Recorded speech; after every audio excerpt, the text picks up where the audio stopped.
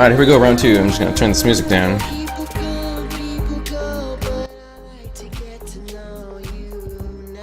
Alright, we're good to go.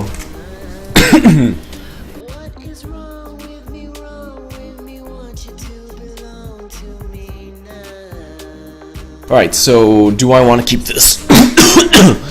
What can I play on my first turn? So he's playing Haas-Bioroid. I could play a sure gamble, same old thing, fairy. That doesn't really get me anywhere. I think I'm gonna mulligan.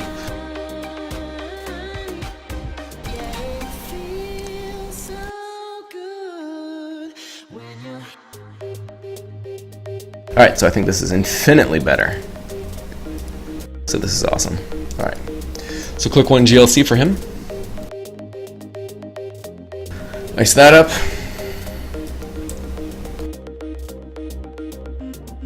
Oh, it's icing R&D.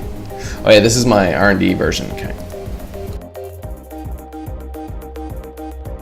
Alright, so first click I'm gonna want to, or first turn I'm just gonna want to play 4 cards. I don't really like using Dirty Laundry on certain things, so I'm gonna play Sure Gamble, Desperado, Dirty Laundry, the R&D twice. I think is probably my best bet. Or no, I'll just play a sample thing. So that being said, first click Sure Gamble, get that extra money. Second click a Desperado. Third click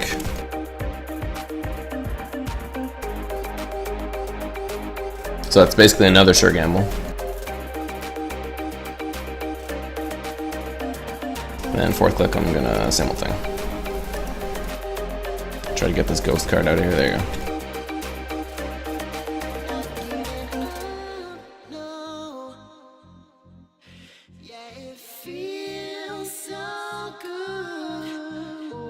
Alright, so now I have no breakers.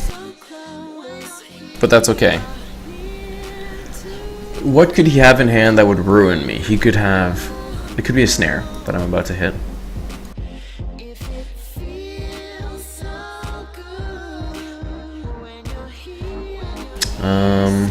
Could be like an Adonis, probably, for siphon defense. So click 1, let's run his hand, let's see what's there. If he reses this, it gives me the information I need to get through on subsequent turns for a siphon. Yeah, alright, he's gonna let me in. He knows, he knows.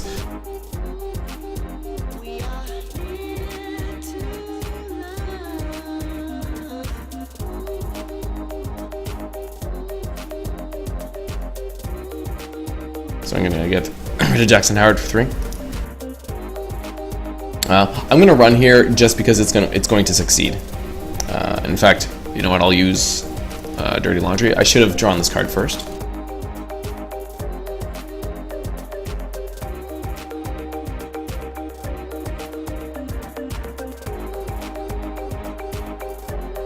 It's a snare. I assume, yeah, he's gonna pay the cost. Pay the iron price. So sorry, what did I lose? I lost Plascrete, Special Order, R&D. Okay. And now I think I'm just gonna remove the tag. Yeah. I'm not playing Tag Me yet, so.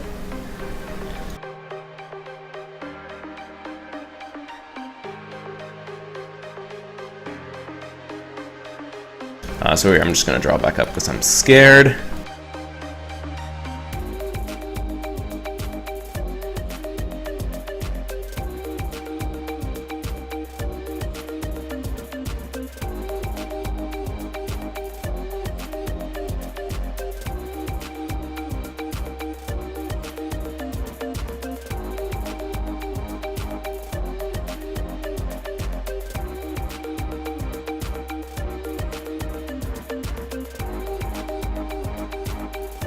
So maximum, it's going to be, like the worst it could be is some kind of economy asset. But he didn't advance it, which is really weird. So I'm going to just hold on to my stuff for now. I'm not going to attack this turn yet. But I'll get ready for it. And there you go. So that's a perfect draw into a sure gamble. So I'm going to sure gamble, virus token, and I have 1 click left, so I'm going to draw a card with that final click. Okay, that's excellent.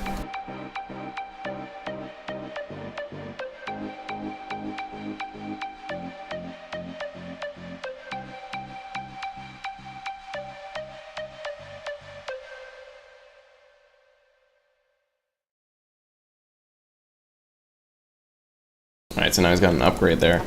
I need to start hammering stuff. I can't let him get so comfortable and so ahead in money. So it's gonna be a click one siphon. Let's go. Here we go. Click one siphon.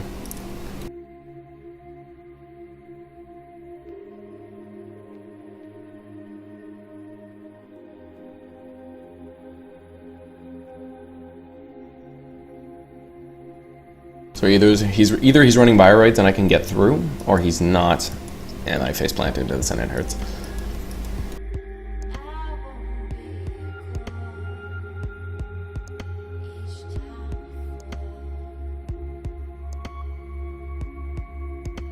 Alright, so Heimdall 1.0. Now I need to think. Can I break it for 6 plus 3, 9? I could break it for all my money, siphon his money, run his remote. Yeah, I'm gonna do that. So that's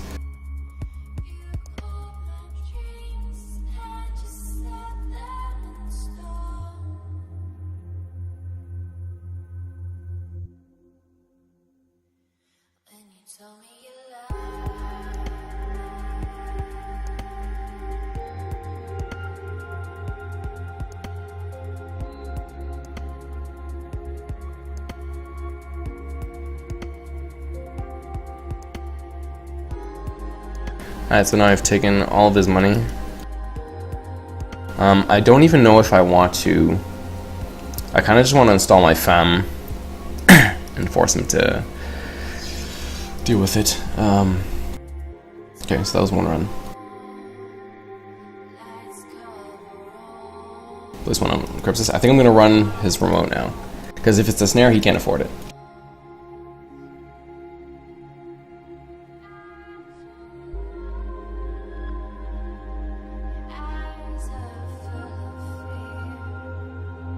So I'm gonna guess that it's the San and something else.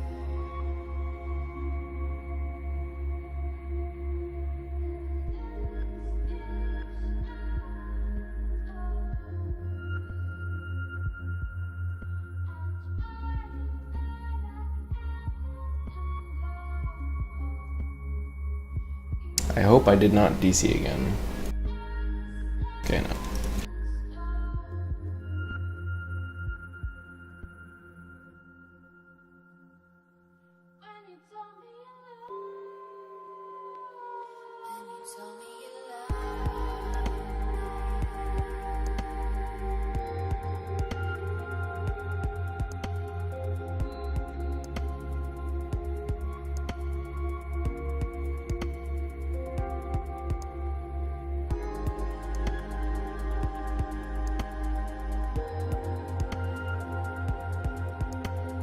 Right, so that was excellent.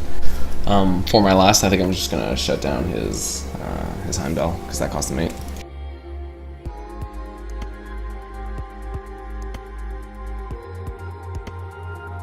And now, that was really dumb, because now if he has a Scorch, I lose the game, because I'm not setting it for. So there's close accounts. It's not so bad.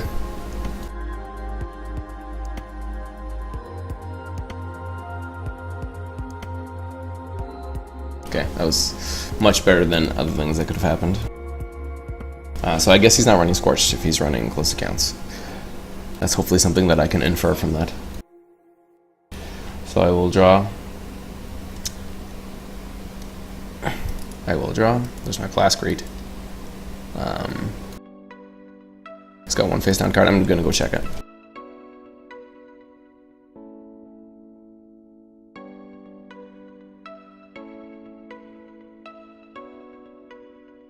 And that was a huge misplay because I should have played my data sucker first.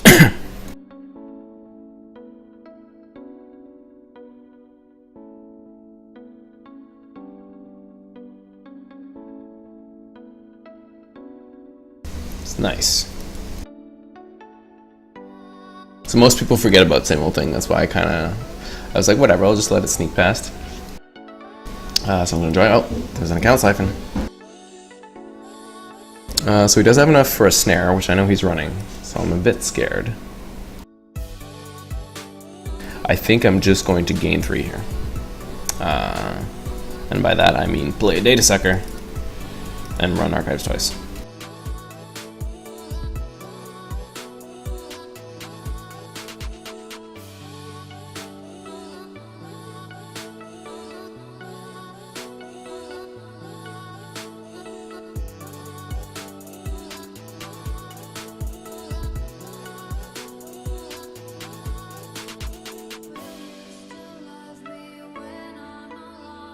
Alright, so he's at 7. So I want to save 4 cards, but the plan this turn is to siphon him around like click 3, and then run his remote here at click...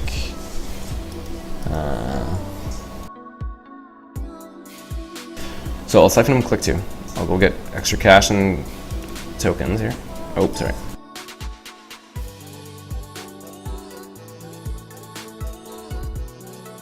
So let's run there. That'll give us 2 credits, or the equivalent of.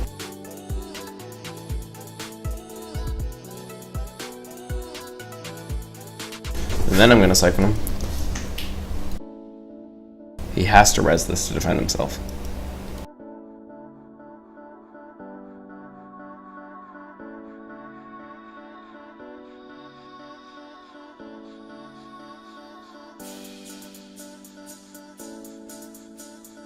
Alright, so it's an Eve campaign, okay.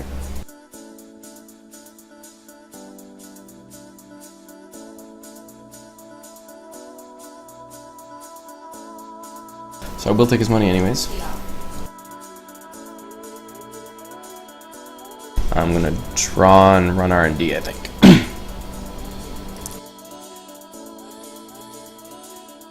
Or should I just go destroy that right now? I think I'm going to destroy Eve campaign right now, just to force him to click for credits and slow him down.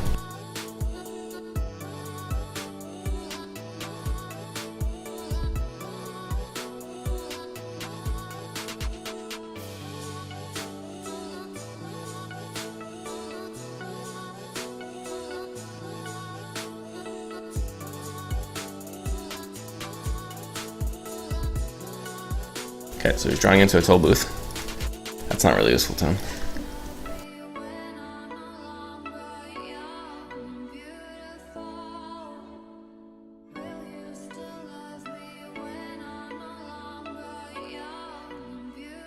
If that's a toll booth, he can't res it. If it's a wall of static, I can deal with it.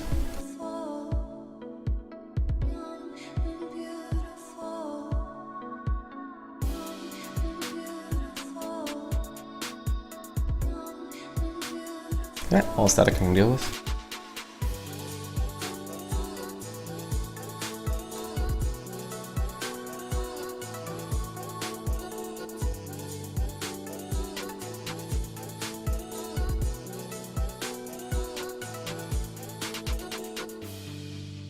So Adonis, it costs 4 to res, and he only gets 3 off of it. So I'm gonna leave it there. Because I don't plan on running R&D again this turn, and I don't want him to get anything else that's more useful.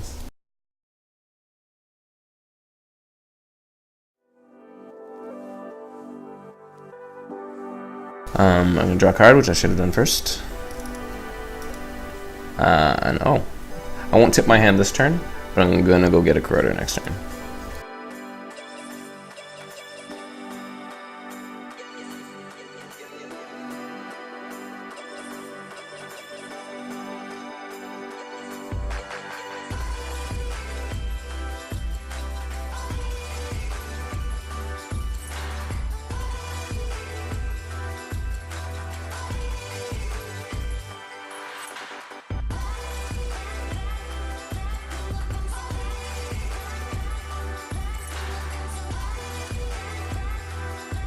So simply because it's because I don't want to score an ABT on me. I'm just gonna go check what that is, even though it's probably the Adonis I just saw. So that's gonna cost me 2 clicks because I need to crypt this in case he reses the ice.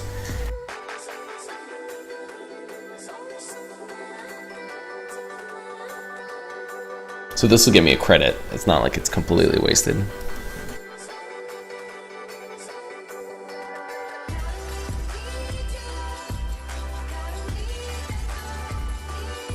Do I want to get rid of it?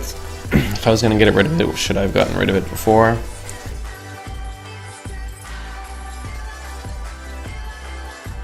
I don't have any other siphons in the pipe, so I'm going to leave it there so that I can run it and trash it later.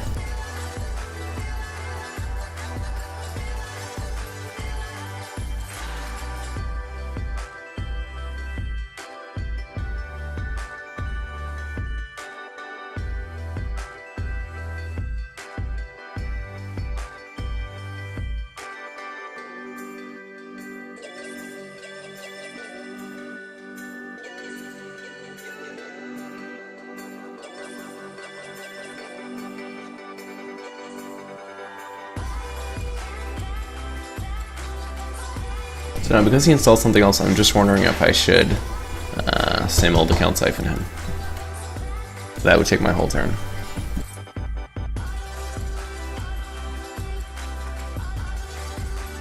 Yeah, let's do it.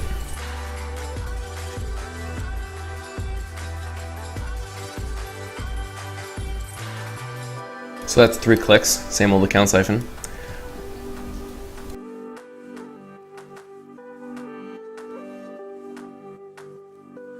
He's going to res the Adonis to mitigate the effect.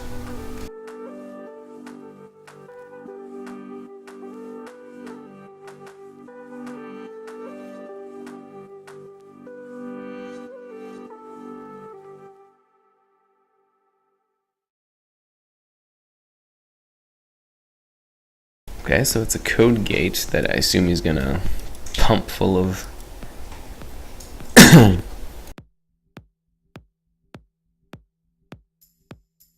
I'm just gonna break it actually. What am I doing with my life?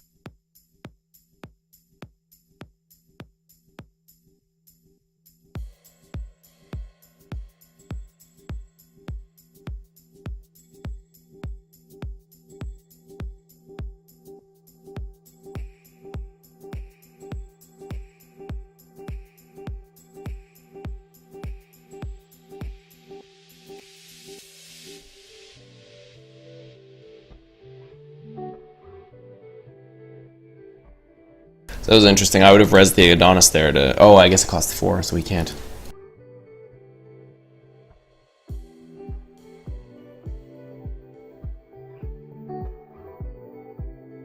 Okay, so it's another Adonis. He's never going to have money for that, so I'll just leave it there.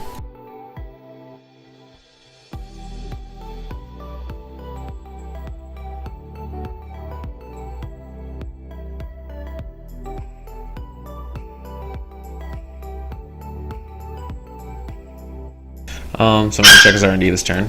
So I'll draw a card. Code busting, nice. I can drop that next turn. No doubt, please. Now, depending what I see on R&D, I might draw cards. Or I might run again, so that's why I don't want to draw a card right now.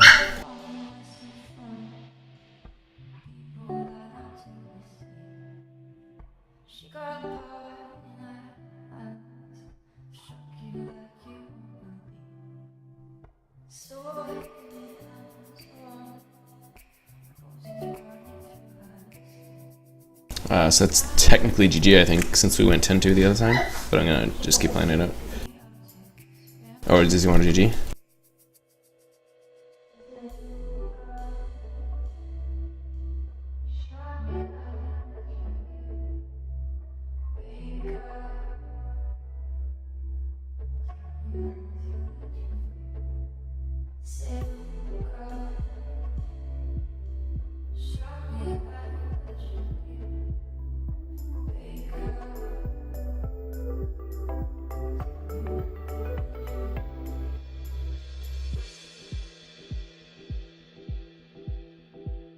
Alright, so then this game's a 10-0.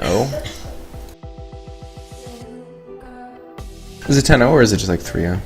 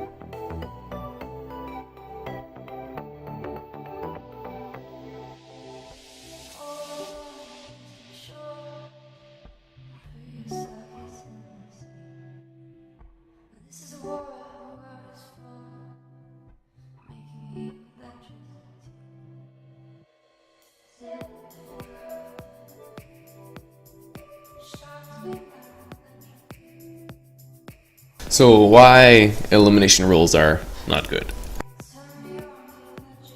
So I guess this makes, so I'll take an example. So let's say someone's playing a Jinteki corp deck. They're playing elimination rules.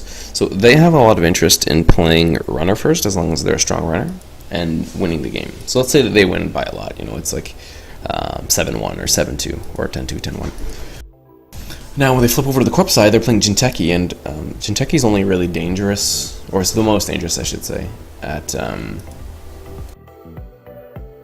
Jinteki's most dangerous at match point, because then you're basically forced to run on everything they have, or else you might lose the game.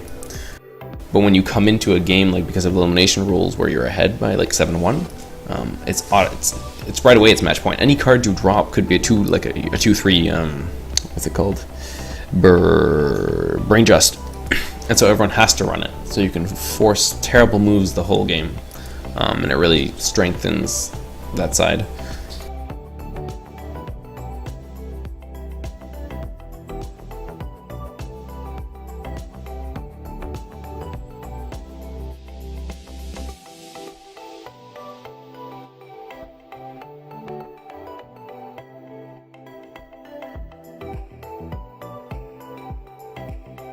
So yeah, that's why I don't like Elim. And then also, Elim, let's say you're behind and you're playing Corp second. it's very panicky because you can't control what's in R&D. So it's really scary when someone hits R&D, because they're like, are they going to win the game? Like, are they going to hit my 3-pointer and just immediately win and ruin everything forever? Like the first game of this match, had I been playing, had it been the second game and I was behind,